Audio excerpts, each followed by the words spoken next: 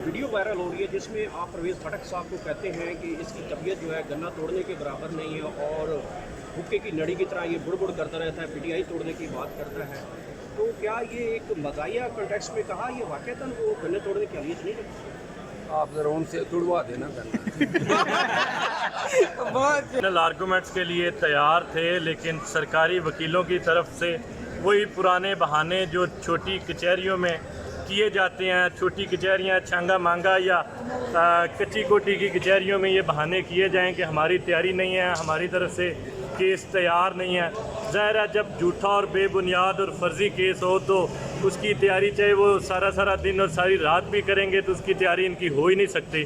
तो मैं समझता हूँ कि ये केस बिल्कुल झूठा, बेबुनियाद और फर्जी केस है।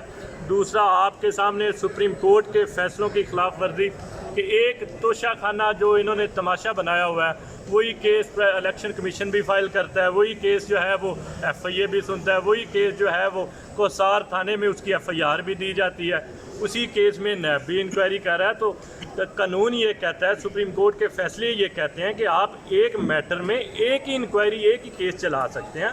तो ये ऐसे लगता है जैसे आइन और कानून इस मुल्क में मुअत्तल हो चुका है।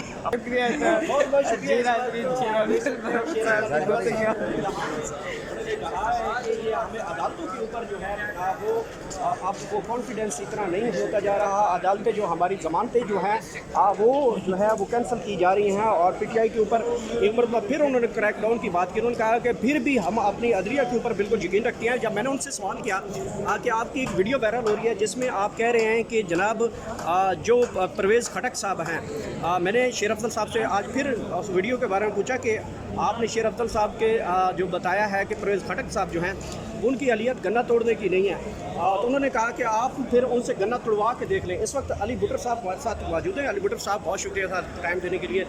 और फरमाइएगा कि सर आज एक ऑडियो लीक्स का फिर नया पंडोरा बॉक्स सामने आया। देखें, हम तो मुकम्मल फ़ाइनल आर्गूमेंट्स के लिए तैयार थे, लेकिन सरकारी वकीलों की तरफ से वही पुराने बहाने जो छोटी कचहरियों में किए जाते हैं, छोटी कचहरियाँ छांगा मांगा या कच्ची कोठी की कचहरियों में ये बहाने किए जाएं कि हमारी तैयारी नहीं है, हमारी तरफ से केस तैयार नहीं है। ज़ाहिर है जब झूठा और बेबुनियाद और फर्जी केस हो तो उसकी तैयारी चाहे वो सारा दिन और सारी रात भी करेंगे तो उसकी तैयारी इनकी हो ही नहीं सकती। तो मैं समझता हूँ कि ये केस बिल्कुल झूठा, बेबुनियाद और फर्जी केस है। दूसरा, आपके सामने सुप्रीम कोर्ट के फैसलों की खिलाफ वर्जी कि एक तोशाखाना जो इन्होंने तमाशा बनाया हुआ है, वही केस इलेक्शन कमीशन भी फाइल करता है, वही केस जो है वो FIA भी सुनता है, वही केस जो है वो कोसार थाने में उसकी FIR भी दी जाती है, उसी केस में नैब भी इंक्वायरी कर रहा है। तो कानून ये कहता है, सुप्रीम कोर्ट के फैसले ये कहते हैं कि आप एक मैटर में एक ही इंक्वायरी, एक ही केस चला सकते हैं। तो ये ऐसे लगता है जैसे आइन और कानून इस मुल्क में मुअत्तल हो चुका है। अपनी मर्ज़ी कर रहे हैं, कोई FIR दे देते हैं, कोई अपनी मर्ज़ी से इंक्वायरी शुरू कर देता है। ऐसे लगता है कि इनके जो है वो तमाशा बना दिया। अली इजाज़ भुट्टर साहब, ये बताइएगा, जिस तरह FIA के प्रोसिक्यूटर ने कमरा अदालत के अंदर कहा कि ये पहला केस है जिसको हम ईमानदारी से करने की कोशिश कर रहे हैं, हाँ जी, उससे ये साबित होता है कि जो इन्होंने इमरान खान साहब पर 200 से ज़ायद मुकदमात बनाए, आज उनकी तरफ से इस बात को तस्लीम किया गया कि ये पहला केस है जिसको हम ईमानदारी से उसकी इन्वेस्टिगेशन करना चाहते हैं। लेकिन क्योंकि ये भी झूठा, बेबुनियाद और फर्जी केस है, ईमानदारी इनकी इधर यहाँ है, अभी वो बहाने ये बना रहे हैं। देखें, ज़मानत में अमूमन जो ज़मानत लेता है उसकी तरफ से बहाने बनाए जाते हैं। पाकिस्तान की जो हिस्ट्री है ज़मानतों में, उसमें हमेशा ये पटिशनर जो है वो बहाने बनाता है कि मुझे एक डेट दे दें, शायद मेरी ज़मानत कैंसिल ना हो जाए।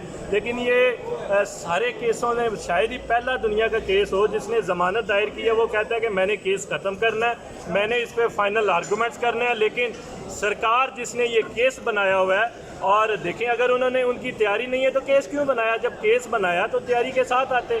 आज उनको फाइनल आर्गूमेंट्स करने चाहिए थे। देखें, खातून है वो लाहौर से सिर्फ इसी केस के लिए आती हैं और जो है वो रोज़ाना की बुनियाद पे डेट डाल दी जाती है और उनको रोज़ाना बुलाया जाता है। तो हमारा ये कल्चर नहीं है कि इस तरह औरतों को अदालतों में जलील किया जाए। सर जी 50 करोड़ करप्शन का केस भी नहीं बनता, ये 5 करोड़ की घड़ी पर क्यों इतना इशू बना रहे हैं? सर ये देखें, इन्होंने आपके सामने वो 5 करोड़ की घड़ी का जो उन्होंने उसको सच्चा साबित करने के लिए जो बिल्कुल झूठा, बेबुनियाद और फर्जी मैटर था, उसके लिए इन्होंने आपके सामने ये आपके मीडिया वालों को 10 अरब रुपए दे दिए कि आपने 5 करोड़ की जो घड़ी है, जो जिसका वो भी 5 करोड़ की नहीं बनती, खान साहब ने बिल्कुल अपने सारे डिक्लेरेशन ऑफ एसेट्स में उसको सारा लिखा हुआ है, तो 10 अरब रुपया इन्होंने मीडिया को दे दिया कि भाई ये हमारे में, ये दुनिया के किसी मुल्क में नहीं होता होगा, ये सिर्फ पाकिस्तान में होता है। बहुत शुक्रिया sir, thank you. Video viral हो रही है जिसमें आप परवेज़ खटक साहब को कहते हैं कि इसकी तबीयत जो है गन्ना तोड़ने के बराबर नहीं है और हुक्के की नड़ी की तरह ये बुड़ करता रहता है, पीटीआई तोड़ने की बात करता है। तो क्या ये एक मज़ाहिया कॉन्टेक्स्ट में कहा, ये वाक़तन वो गन्ने तोड़ने की अहलियत नहीं लगती? आप जरा उनसे तुड़वा देना गन्ना।